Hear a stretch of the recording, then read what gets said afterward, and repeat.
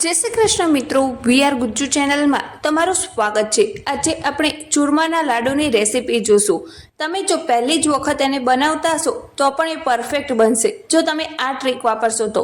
અને આમાં બહુ ફટાફટ આ રેસીપી બની જાય છે, એમાં બહુ માથાકૂટ ના રહે એ ટાઈપે આપણે બનાવીશું। એને તળવાની પણ બિલકુલ જરૂર નથી, તો પણ તમારા ચૂરમાના લાડુ એકદમ સરસ મજાના બનશે।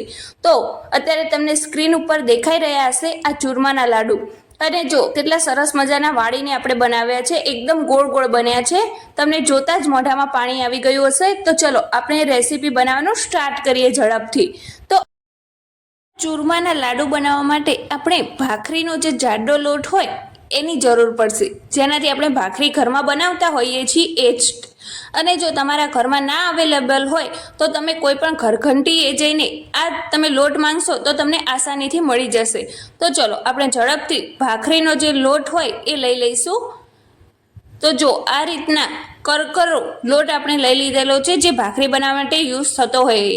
તમારે જેટલા પ્રમાણમાં બનાવવાના હોય એટલા તમે લઈ શકો છો। અત્યારે મેં 3 મોટા કપ ભરીને આ લોટ લીધેલો છે અને એમાં મોવણ સારા પ્રમાણમાં દેવાનું છે। મોવણ એટલે કે તેલ સારા પ્રમાણમાં એમાં દેવાનું છે, મુઠ્ઠી પડતું તેલ રેડવાનું છે અંદર। આપણે તેલ અને લોટને મિક્સ કરીએ એટલે એમાંથી મુઠ્ઠી પડવી જોઈએ, જો આ રીતના મુઠ્ઠી વળવી જોઈએ। આ રીતનું આપણું તેલનું પ્રમાણ હોવું જોઈએ, તો જ આપણા ચૂરમાના લાડુ સારા બનશે। હજી આપણને જરૂર લાગતી હતી એટલે આપણે થોડુંક હજી તેલ ઉમેર્યું છે અને આમાં મીઠું બિલકુલ નથી ઉમેરવાનું। આ ચૂરમાના લાડુ બનાવવાના હોય ત્યારે એમાં મીઠાનો યુઝ થતો નથી, ખાલી ફક્ત લોટ અને તેલનો જ ઉપયોગ થતો હોય છે। આ રીતના તેલ ઉમેરી દીધા પછી અને સારી રીતે આ રીતના મસળી લેવું બહુ જ જરૂરી છે લોટને। ક્યાંય પણ કોરો ના રહેવો જોઈએ લોટ, બધી જ બાજુથી સરસ મજાનો એને મસળી લેવાનો છે। અને આ રીતના મસળાઈ જાય પછી થોડું થોડું પાણી ઉમેરતા જઈને એકદમ કઠણ લોટ બાંધવાનો છે આપણે। બહુ ઢીલો લોટ નહીં બાંધવાનો, આનો એકદમ કાઠો લોટ હોય છે। તો જો આ રીતના બધું જ પાણી એક સાથે નથી ઉમેરી દેવાનું, આ રીતના થોડું થોડું પાણી ઉમેરતા જઈને તમારે લોટ બાંધવાનો છે। આમાં લોટ બાંધવાની જ ખૂબી હોય છે, જો એ સારા પ્રમાણમાં તમારો લોટ બંધાઈ જશે તો તમારા લાડુ પણ એકદમ પરફેક્ટ બનશે। તો જો આ રીતના આપણો લોટ બંધાઈને તૈયાર થઈ ગયો છે અને આ લોટ બાંધવા માટે મારે ખાલી ફક્ત અડધા કપનો જ ઉપયોગ થયો છે। તો જો આ રીતના 2 હાથથી એને સારી રીતે મસળી લેવો લોટને, બંધાઈ ગયા પછી પણ। અને તમે લોટને જોઈ શકતા હશો સ્ક્રીન પર કેટલો કાઠો આપણે બાંધ્યો છે, તમારે પણ આ જ રીતના બાંધવાનો છે, જો આ રીતના। અને લોટ બંધાઈ ગયા પછી પણ આપણે 5 મિનિટ આ રીતના એને મસળવાનો છે 2 હાથથી। અને જો આ રીતના લોટ બંધાઈ જાય પછી એને ઢાંકવાનો બિલકુલ નથી, એને રેસ્ટ આપ્યા વગર તરત જ એમાંથી આપણે ભાખરી બનાવી લેવાની છે। તો એના માટે આપણે લોખંડનો તવો યુઝ કર્યો છે। એની જગ્યાએ તમે બાજરીનો જે રોટલો બનાવતા હોય એ કડાઈ પણ યુઝ કરી શકો છો, જે માટીની હોય છે એમાંથી। અને આપણે જે લોટ બાંધ્યો તો એમાંથી આ રીતના 2 ભાગ પાડી લીધા છે અને અત્યારે આપણે એક ભાગમાંથી એક ભાખરી તૈયાર કરીશું અને બીજામાંથી બીજી ભાખરી। આમાંથી ચલો એક ભાગ તૈયાર કર્યો છે, એમાંથી આ રીતના એને જો આંગળીઓના મદદથી ભેગા કરતું જવાનું છે લોટને અને એનો સરસ મજાનું ગુંડલું બનાવવાનું છે। અને આમાંથી એક ભાખરી વણીને તૈયાર કરવાની છે અત્યાર હાલમાં। આમાંથી એકદમ જાડી ભાખરી બનશે, જો જાડી ભાખરી બનશે તો જ એનો દળ સારો પડશે। આમાં પતલી પતલી આપણે ભાખરી બનાવતા હોય ઘરમાં ખાવા માટે એવી નથી બનાવવાની, આ રીતના જાડી જ બનાવવાની છે, બને એટલી જાડી રાખવાની છે ભાખરીને। તો જો આ રીતના આંગળીઓના મદદથી તમને સ્ક્રીન પર દેખાતું હોય એ રીતના ગુંડલું બાંધીને તૈયાર કરવાનું છે અને આ રીતના પાટલી લઈને એને વણવાનું સ્ટાર્ટ કરવાનું છે। એની અંદર કિનારીઓ દબાવતા જવાનું અને એને વણતું જવાનું છે, જે રીતે સ્ક્રીન પર દેખાઈ રહ્યું છે એ રીતના।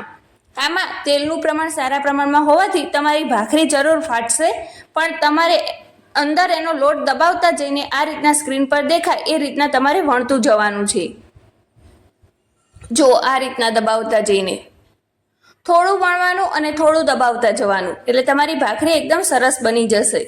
આમાં મોવણ સારું હોવાથી આ ભાખરી આ રીતના એકદમ ગોળ તો નહીં બને, આ રીતના થોડીક તિરાડ પણ પડી જ જશે, પણ આમાં આ જ રીતનો લોટ પરફેક્ટ છે। જો આ રીતના આપણે એકદમ જાડી ભાખરી બનાવીને તૈયાર કરી લીધેલી છે। આને એકદમ પતલી નથી વણવાની, બને એટલી જાડી રાખવાની છે।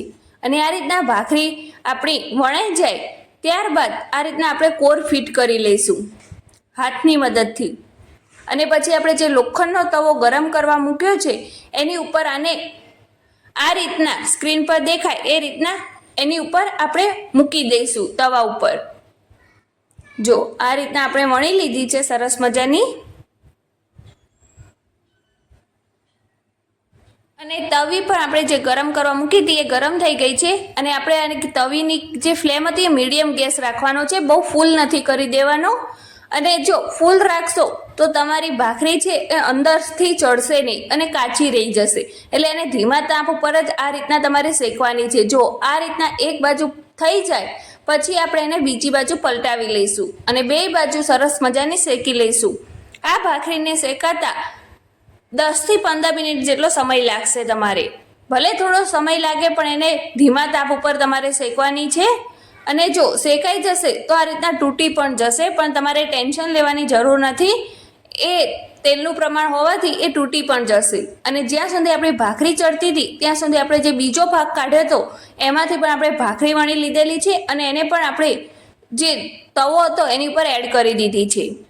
અને આપણે બીજી ભાખરી તૈયાર થાય ત્યાં સુધી આપણે આ રીતના એક ગોળ લેવાનો છે, જે તમારા ઘરમાં ખવાતો હોય એ જ લેવાનો છે.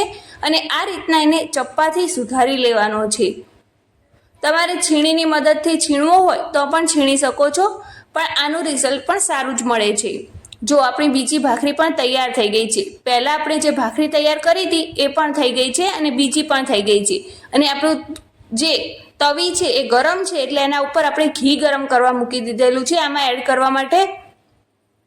એટલે સાથે સાથે આપણું ઘી પણ ગરમ થઈ જશે. તો જો આપણી જે પહેલી ભાખરી છે આ રીતના ઠંડી થઈ ગઈ છે. ઠંડી થાય પછી આ રીતના એને હાથથી ભૂકો કરી લેવાનો છે. ગરમ ગરમ એને ભૂકો નથી કરવાનો, ઠંડી થોડીક થાય પછી કરવાનો. એટલે અંદર જો ચડવાની બાકી રહી ગઈ હોય તો એ પણ સરસ મજાની ચડી જાય.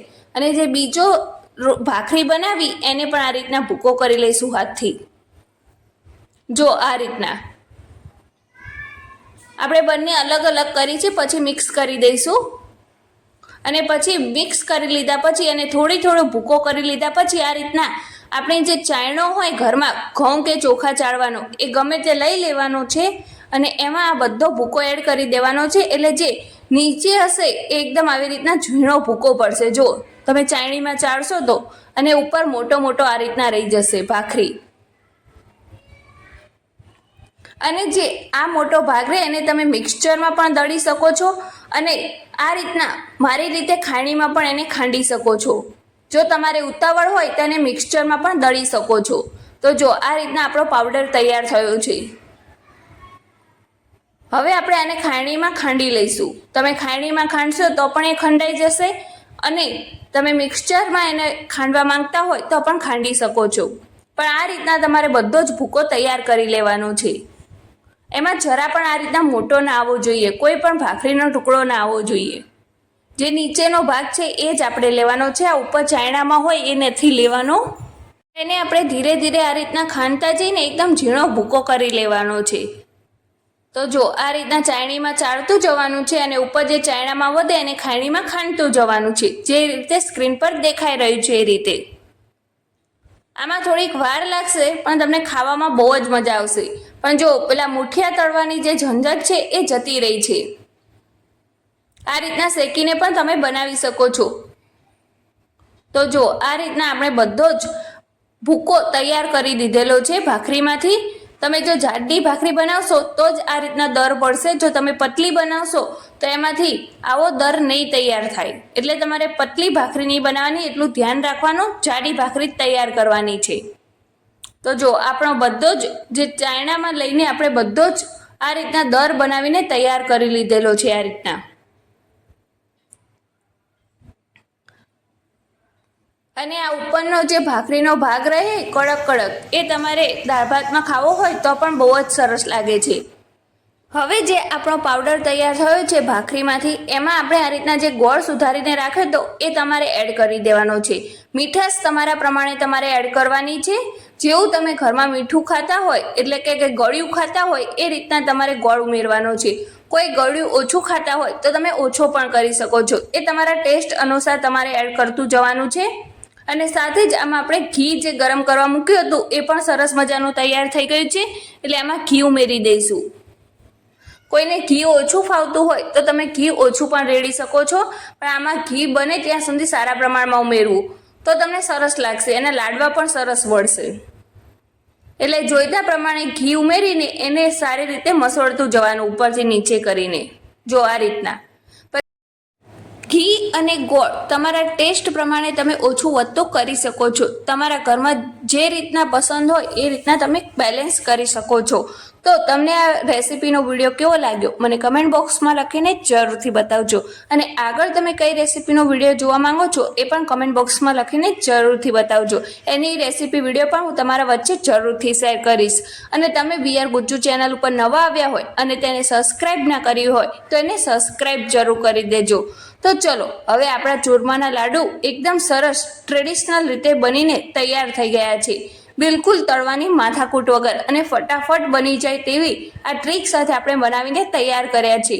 તમે જો પહેલી જ વખત આ ચૂરમાના લાડુ બનાવતા હશો અને જો આ ટ્રીક વાપરશો સ્ટેપ બાય સ્ટેપ તો તમારા ચૂરમાના લાડુ પહેલી જ વખતમાં બહુ જ સરસ બનશે અને તમારા પણ ઘરમાં બહુ જ સરસ વખાણ થશે.